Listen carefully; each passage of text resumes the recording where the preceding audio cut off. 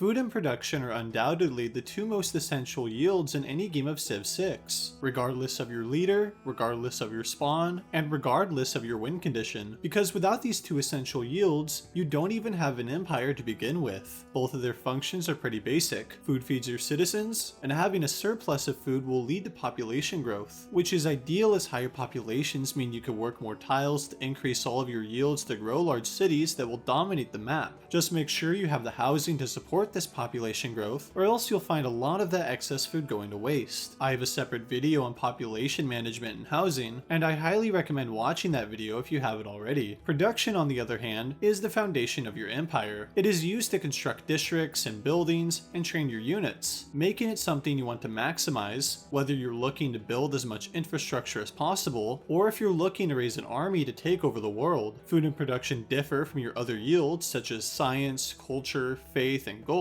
which usually come from districts and buildings, whereas food and production tend to come from your tile improvements. There are of course some buildings that give food and production, such as granaries and factories, but for this video I will be sticking to improvements as they generally weigh far more value when trying to increase these specific yields. I understand that industrial zones can be a significant source of production in the mid and late game, but I will save that topic for a future video on districts. Don't worry, I didn't forget them. This is mainly a guide on standard tile improvements. To understand how to get the most out of your tile improvements, you need to know how the tiles beneath them work in the first place. There are 5 different biomes that each tile will fall into. They are snow, desert, tundra, plains, and grasslands. On their own, snow and desert net 0 yields. Then tundra gives 1 food, plains gives 1 food and 1 production, and grasslands give 2 food. This means you'll want to settle in plains and grasslands to have a chance at building a strong empire, as these are the only 2 biomes that could support the farms needed to grow your population. Now, all of these tiles can be enhanced further with some features that you can improve on. The 3 main features to look out for are hills, rainforests, and woods. Quick note here that features are not to be confused with resources, which we will get to later, as these are 2 completely separate game concepts. All of these features increase the yields of their tiles, with hills and woods both providing 1 production to their tile, and rainforests providing 1 food to their tile. Hills can spawn in any kind of biome aligned for the construction of mines, generating a good source of production early on in the game. Rainforests can only spawn on plains tiles, and in the base game cannot be improved and should be cleared to make way for your farms and mines. But if you're playing with the Gathering Storm DLC, once you unlock the Mercantilism Civic in the Renaissance era, you will be able to build lumber mills on them. And finally, woods can spawn in plains, grasslands, and tundra, and can be improved with lumber mills once they're unlocked. Also note that woods and rainforests can spawn on the same tile as hills, and make for the best possible tiles to work in the early game, as they net 4 yields total. There are also floodplains, which I will discuss more in depth later, but right now I will cover coastal and lake tiles. These usually give 1 food and 1 gold, and are improved with the harbor district and its buildings. While breaking my rule of sticking to improvements, this is a unique case I have to go over. Building a lighthouse in a city gives +1 food to all lake and coastal tiles in that city. Shipyards provide +1 production to unimproved lake and coastal tiles in the city, meaning fishing boats don't benefit from them. Lastly, seaports give +2 gold to all lake and coastal tiles in the city, meaning a typical lake or coastal town with a fully developed harbor will have tiles with 2 food, 1 production, and 3 gold. These tiles are relatively weak. However, if the Auckland city-state spawns on your map and you become its suzerain, your lake and coastal tiles will all get an extra +1 production, which gets enhanced to +2 production after reaching the industrial era, making those yields from earlier look a lot more favorable. So, if the city-state spawns on your map, absolutely settle on the coast. Otherwise, try to stick to land, and limit your coastal settlements just to have a few ports for trading and exerting your naval power. Now that the basics of most tiles you will find on the map are covered, we can talk about all of the standard improvements you will encounter. There are 8 of them in total, which are farms, mines, quarries, plantations, camps, pastures, fishing boats, and lumber mills, all of which work to give some food and production, and also a bit of gold. Most of these can only be built on the appropriate resources, meaning you'll see fewer of them, but farms, mines, and lumber mills can be built anywhere with suitable terrain, making them far more common, so I'll save them for a bit later. Also note here that all of these improvements will get increased yields with certain civics and technologies, so instead of reading out every single one, I'll just show them on the screen when they come up. Feel free to pause pause the video and read them, but honestly, if you're new and haven't memorized all the milestone texts and civics that increase the yields on your improvements, you can hover over those little star icons on the next tech or civic as you climb either tree, and sometimes it will say if they do increase the yields of a certain tile improvement. Remember to take your time with these things, as there is a lot to go over, but I have to cover each improvement before I could talk about general strategies to city planning. Starting off simple, we have fishing boats, which are unlocked with the sailing technology and are the only way you can improve resources found in lakes and on the coast. Fishing boats provide 1 food and 0.5 housing to start with, but with the following techs and civics, they can get increased gold, food, and production. And remember from earlier that having them in a city with a lighthouse or a seaport will also increase their food and gold, but they do not get the bonus from shipyards, as the fishing boats do count as improved tiles. Now, plantations, believe it or not, can be built on the highest number of resources out of all the other improvements in the game, with most of them being luxury resources and usually in the rainforest. This makes them ideal for amenities, but aside from that, they are unlocked with the irrigation technology, providing 2 gold and 0.5 housing to start with. They are still worth mentioning as they provide some food and even more gold with the following techs and civics, making them a relatively strong economic asset if you can get enough of them. Camps and pastures are very similar in the fact that they're both improved exclusively on tiles with animal resources. Camps are pretty identical to plantations in that they start with 2 gold and 0.5 housing, and pastures start with 1 production and 0.5 housing. Camps have the following tech and civic buffs, adding extra food, production, and gold, making it the only improvement to get all 3 yields other than fishing boats. Then pastures have the following tech and civic buffs, giving extra food, production, and food again, because the differences between vanilla and DLC don't make my job any easier. Now, it is worth noting here that both improvements are unlocked with the animal husbandry technology, which is a great tech to research first in most games, because with Gathering Storm, it will reveal any horse resources, which make for a great source of food and production early on. Quarries are unlocked with the mining technology and can only be built on stone, marble, and gypsum. They provide 1 production and get increased production with the following techs, and also give gold for some reason in vanilla. This is a very straightforward and productive tile, not much else to say here. Lumber mills are the only improvement on this list that is built on 0 resources. In vanilla, they are unlocked with machinery in the medieval era, and in Gathering Storm they're unlocked with construction in the classical era. This makes it the only improvement on this list to not be unlocked in the ancient era, making it more challenging to reach. In vanilla, they provide 1 production by default, which gets increased to 2 production if it is adjacent to a river. In Gathering Storm, however, lumber mills always start by giving 2 production no matter what. The lumber mill also provides further output from the following techs. Still, along with these enhancement techs, it is also worth considering the conservation civic in the modern era, which allows for builders to plant trees and can be improved with a lumber mill. This comes quite late, but provides a great source of last-minute production for any city without hills, forests, or resources to put production improvements on, such as quarries, lumber mills, and mines. Speaking of mines, this improvement is unlocked with mining, obviously, and is going to be one of the most common improvements that you will see, and for a good reason. They can only be built on hills, as discussed earlier, as well as the following resources, sometimes not on hills,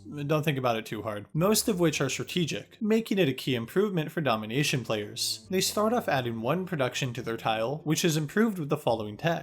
Every technology you see on screen right now is one you want to rush for, as you are going to build a lot of mines in your empire and want to enhance them as much as possible. They're also key techs for a science victory, but that's a story for another day. Before we get into farms and are still on the topic of mines, I briefly want to go over a core gameplay mechanic known as chopping. You see, if you have a feature like woods or a resource like stone, but it's located on a hill, instead of improving it with a lumber mill or a quarry, it's better to chop it for a production boost and then replace it with a mine on the hill underneath to maintain productivity. Just be sure to hover over the tile to make sure it's a hill before you chop. I've made this mistake too many times, cutting down forests, only to realize that they were flat tiles, and now the city is left without production, stunting its development for the rest of the game. Now, finally we can begin to talk about farms and how you plan your cities around them. Farms are the only standard improvement in Civ 6 that is available from the first turn of the game and doesn't require any technologies to be researched. At first, course, they can only be placed on flatlands and provide +1 food and 0.5 housing. Now, the reason why I pushed the discussion of farms off so late is that techs and civics don't simply enhance the yields in the traditional sense. You see, the feudalism civic in the medieval era grants +1 food to farms for every 2 adjacent farms. This means a farm surrounded on all 6 adjacent tiles with other farms will get +1 food from the base yield and +3 food from neighboring farms, making it add an additional +4 food total to the base tile. Remember that it has to be 2 farms, because if there is a third adjacent farm or any variation of an odd number, then the extra farm won't do anything. Luckily, the replaceable parts technology in the modern era changes this from a 2 farm requirement to 1, making the odd numbers viable. This means the farm from earlier with 6 adjacent farms will now provide +7 food to its tile. Absolutely insane. I should also mention that the civil engineering civic in the industrial era allows for you to build farms on hills. So halfway through the game you could really put these things anywhere you want, but I would still reserve your hills for mines, unless you don't have enough flat tiles to feed your city. Now, with all of this said, this makes farms like districts, where their yields depend on what is adjacent to them, which in this case will always be another farm. So when planning your cities, not only must you plan out districts with high yields, but you also need to reserve a spot to clump some farms together, because without the food they provide, there won't be any districts, there won't be any people to work the tiles, and hell, there just isn't even a city if you aren't planning your farms correctly. There are 2 schools of thought when it comes to farm layouts: farm triangles and farm lines. Farm triangles are precisely what they sound like. You put 3 farms together in a triangle shape, so they all give each other +1 food from the feudalism boost, netting you +6 food total when all 3 are worked. You can of course expand on this and make larger shapes, such as a farm diamond, a bow tie, a trapezoid, etc, etc. Anything that allows all farms involved to be touching at least 2 adjacent farms. Now, as you are making massive blobs of farms, you do have to be wary of droughts if you are playing the Gathering Storm DLC. Droughts occur in 7-tile spaces consisting of plains and grasslands that do not touch any sources of water. They can damage and even remove farms, pastures, and plantations, as well as various other unique improvements that provide food. On top of this, droughts remove 1 unit of food from the tile itself. Having a dam or aqueduct in the city that owns the tiles will prevent this food loss on the base tile, but the improvements will still be damaged. To prevent droughts, you need to understand that vegetation prevents them from happening altogether in areas without water. This refers to marshes, rainforests, and woods. You can strategically leave these features in your land unchopped to prevent droughts, or plant new trees with the conservation civic from earlier. So as you're planning out their farms, if there's water nearby or a river running through, go crazy. Otherwise, you might want to do farm circles around trees and other water sources to prevent droughts. Thankfully, the other layout for farms is much more flexible for this type of scenario. Instead of having giant blobs of farms, you could have a line of them snaking throughout your empire. This works because it chains the farms together, allowing them to touch 2 farms on both ends, giving them all the +1 food buff. I do this on maps where I can't find good spots for farm triangles, as they will always be the better option, but when I can't use them, I like to get creative and just chain the farms from city to city. We have limited space and every hexagonal yard counts. What are you building right now? It's a farm. Why? You're supposed to be building a barracks. Oh yeah, it just looks nice when they're all lined up.